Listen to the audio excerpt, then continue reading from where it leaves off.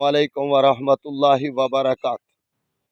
معزز سامعین و حضرات، گفتگو چل رہی سی کہ جنت کو حاصل کرنے والے ذرائع کون کون سے ہیں۔ ان میں سے ایک کہوے کہ وضو کرن تو بعد جدوں کوئی مرد و عورت اے پڑھ دینے اشہد ان لا الہ الا اللہ وحدہ لا شریک لہ واشہد ان محمدًا عبدہ و رسولہ فتحت لہ ابواب الجنہ کہ ان دے واسطے جنت دے دروازے کھل جاندے نے۔ دوسری روایت آقا نے فرمایا کہ روزہ رکھن والا باب الریان تھانی داخل ہوئے گا، لا یدخلون الا الصائمون۔ اور تیسرے نمبر تے ایک دروازے دا نام ہے باب الوالد، الوالد اوسط من ابواب الجنہ، والد نو جنت دا درمیانی دروازہ گردانے ہے۔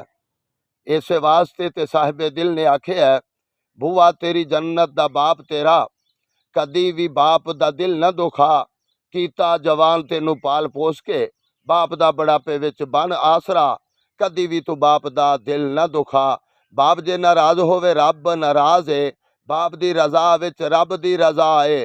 بوا تیری جنت دا باپ تیرا، کدی بھی تو باپ دا دل نہ دکھا۔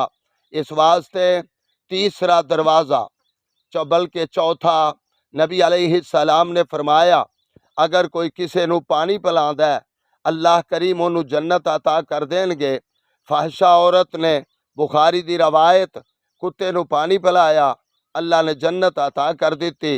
اور پھر پانچواں نبی علیہ السلام نے فرمایا کہ جن نے یہ جملے آکھے رضیت باللہ ربا وبالاسلام دینا وبمحمد نبیا وجبت لہ الجنہ، کہ جن نے یہ کلمات آکھے کہ میں اللہ تے راضی، اسلام تے راضی، دین تے راضی اور حضرت محمد صلی اللہ علیہ وسلم دے نبی ہون تے راضی، اون دے واسطے جنت واجب ہو جاندی ہے۔